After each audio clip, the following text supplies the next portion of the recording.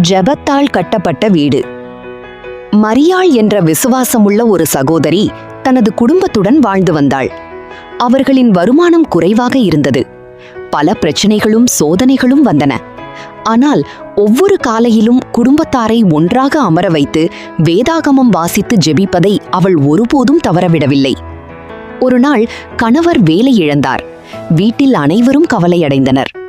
ஆனால் மரியாள், நாம் குறை சொல்லாமல் தேவனை நம்புவோம் என்று குடும்பத்தினரை ஊக்கப்படுத்தினாள்.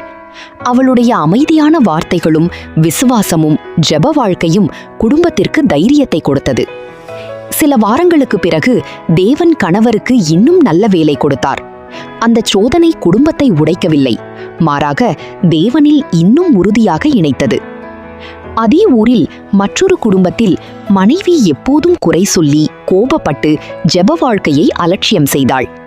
சிறிய பிரச்சனைகளே பெரிய சண்டைகளாக மாறி வீட்டின் சமாதானம் குலைந்தது. பாடம்: ஒரு கிறிஸ்தவ ஸ்திரீ தனது வீட்டை செல்வத்தால் அல்ல, தேவபயம், ஜெபம், அன்பு, ஞானம் ஆகியவற்றால் கட்டுகிறாள். புத்தியுள்ள ஸ்திரீ தன் வீட்டை கட்டுகிறாள். புத்தியில்லாத ஸ்திரீயோ தன் கைகளினால் அதை இடித்து போடுகிறாள்.